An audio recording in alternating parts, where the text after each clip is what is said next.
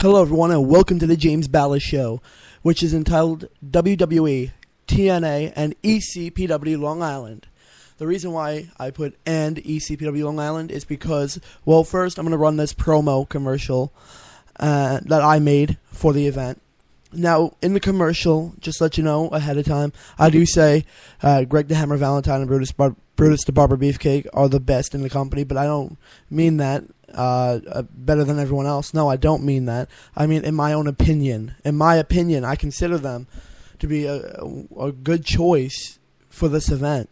I don't mean it the way it sounds, so don't interpret it as the way it sounds. Interpret it as what I'm telling you right now, and that is that I mean it like it's my opinion that they're great superstars to have for an event like this.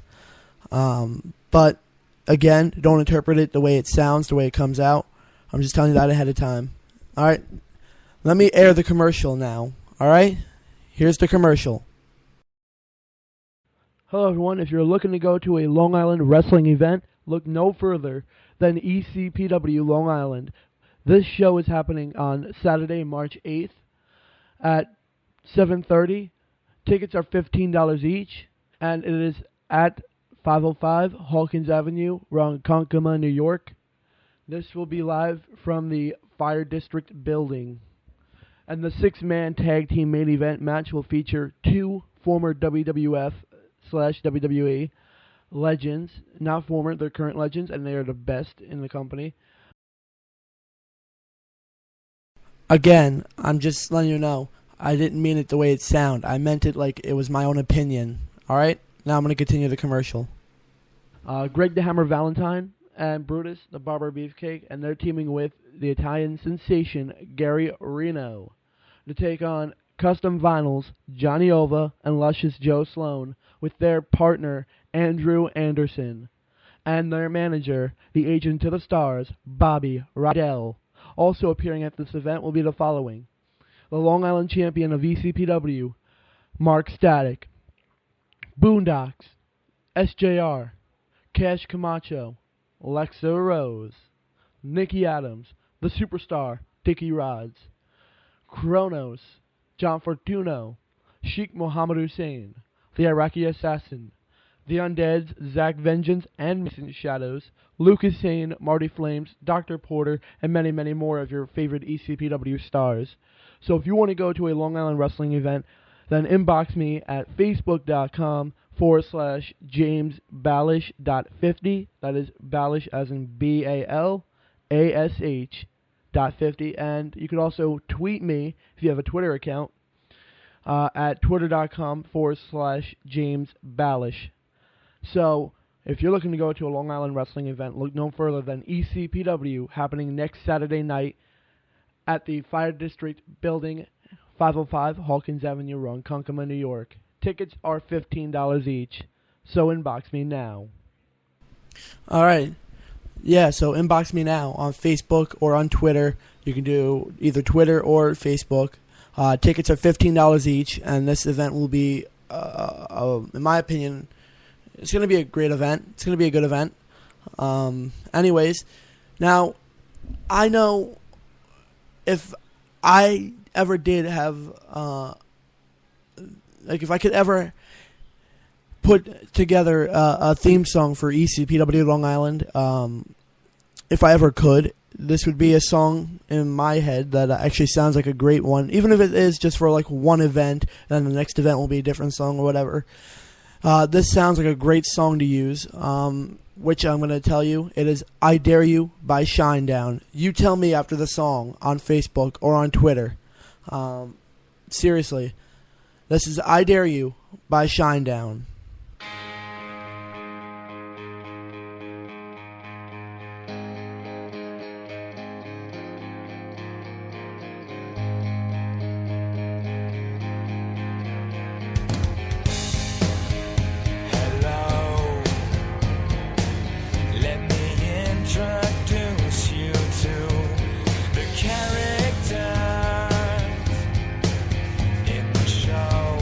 One says yes,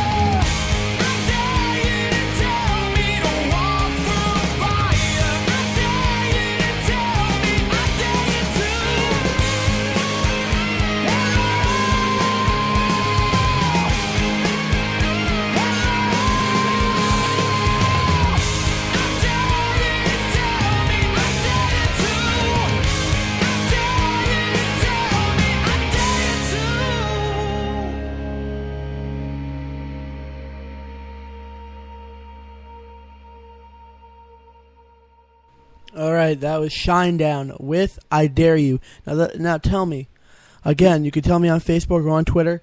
Right now I'm logged in on Twitter and both Facebook. You can tweet me or inbox me, but what is your opinion? Do you think that sounds like a great wrestling song? Like, to start the show off, you play that either with an intro video or just playing it and then having the ring announcer and the referee for the first match come out together? I mean, seriously. Or depending on how you run your company, just that song alone. I mean, seriously, to me, that's a good song. I like that song. But now let's switch over to TNA.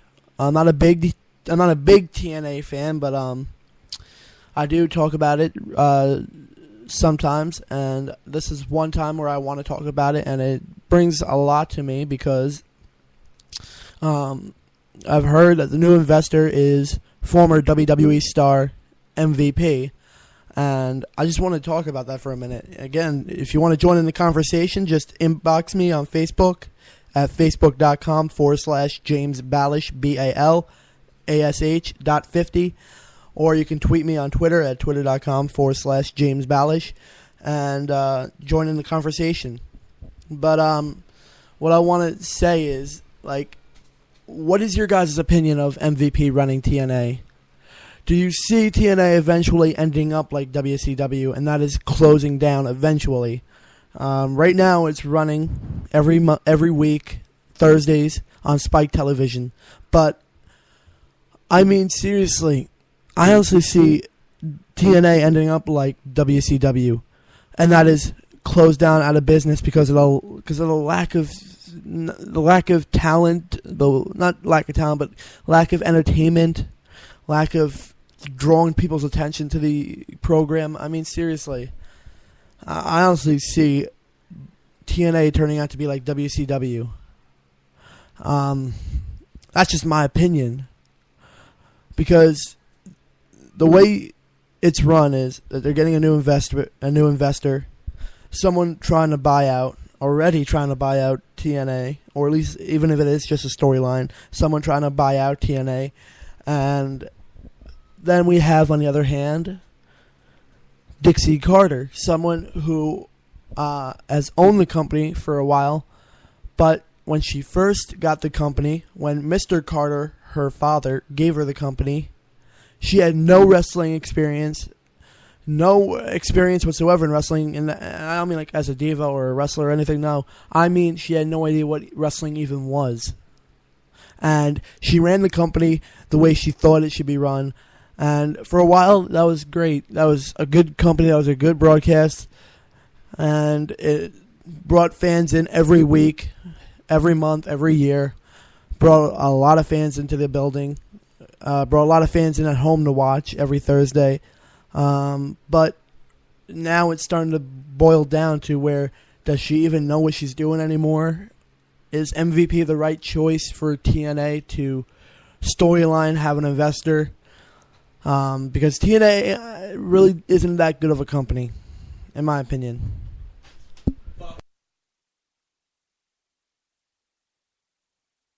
Sorry.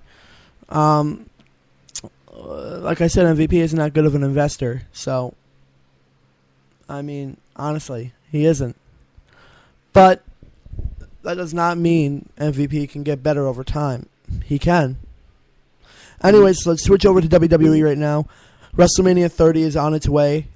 WrestleMania 30 is April 6th, 2014, of course, this year. But it's April 6th, and it's going to be live from the Mercedes-Benz Superdome in New Orleans, Louisiana. Now, there are 2 matches named already, and I'm going to read them right off of Wikipedia. The 2 matches that are named so far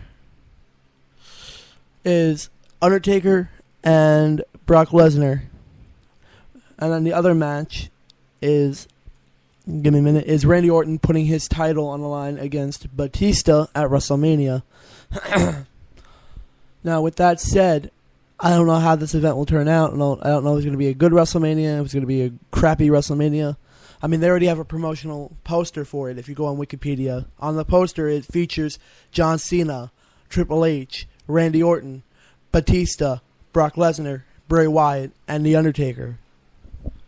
And they already have one theme song planned out for this event, which is Celebrate by Kid Rock.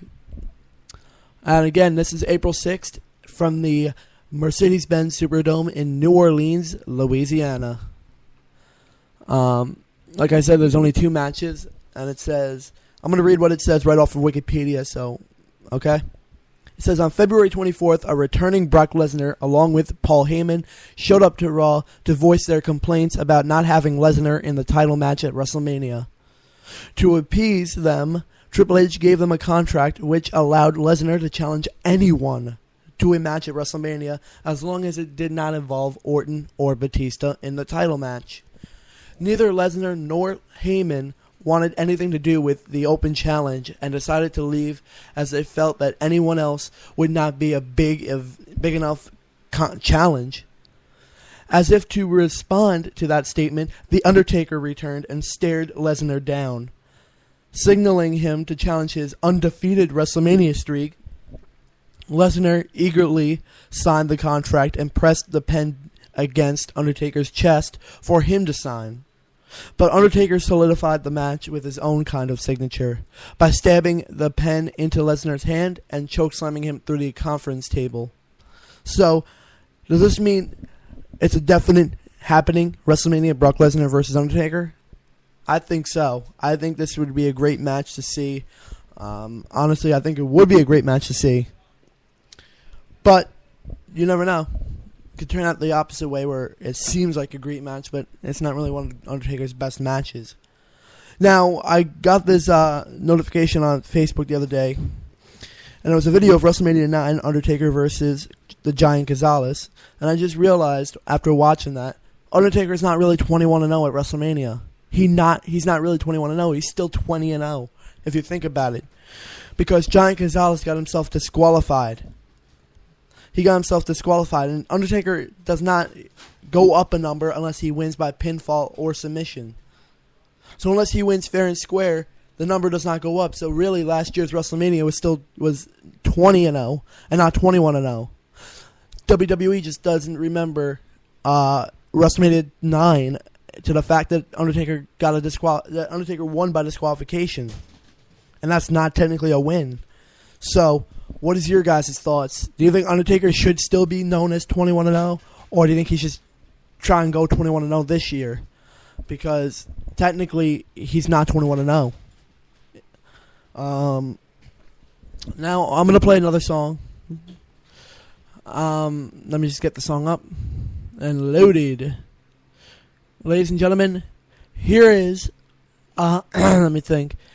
Here's Taking on the Run by REO Speedwagon. Here we go. Heard it from a friend who heard it from a friend who heard it from another. You've been messing around. They say you got a boyfriend. You're out late every weekend. They're talking about you and it's bringing me down. But I know the neighborhood and talk is cheap when the story is good, and the tales grow taller on down the line. But I'm telling you, babe, that I don't think it's true, babe. And even if it is, keep this in mind. You take it on the run, baby, if that's the way you want it, baby. Then I don't want you around. I don't believe it, not for a minute. You're under the gun, so you take it on the run. You're thinking of your white lies. You're putting on your bedroom eyes. You say you're coming home, but you won't say when. But I can feel it coming. If you leave tonight, keep running, and you need never look back again.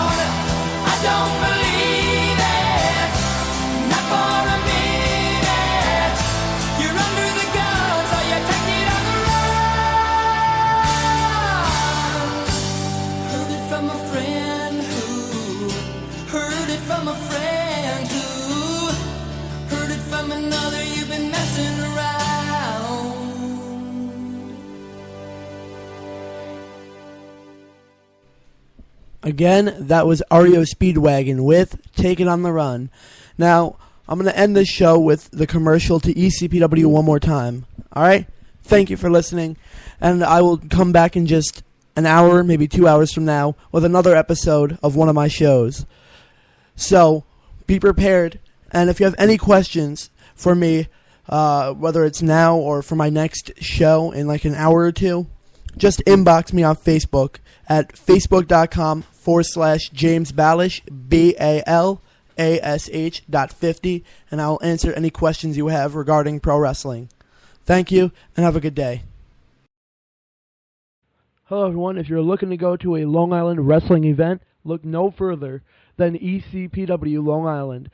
This show is happening on Saturday, March 8th at 7:30. Tickets are $15 each, and it is at 505 Hawkins Avenue, Ronkonkoma, New York. This will be live from the Fire District building. And the 6-man tag team main event match will feature 2 former WWF/WWE legends. Not former, they're current legends, and they are the best in the company.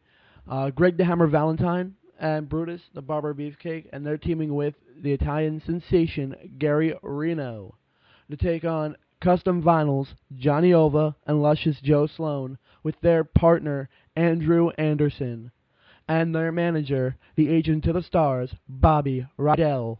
Also appearing at this event will be the following: the Long Island champion of ECPW, Mark Static, Boondocks, SJR, Cash Camacho, Lexa Rose, Nikki Adams, the Superstar, Dickie Rods, Kronos, John Fortuno, Sheikh Mohammed Hussein, the Iraqi Assassin, the Undeads, Zach Vengeance and Mason Shadows, Lucas Sane, Marty Flames, Dr. Porter, and many, many more of your favorite ECPW stars.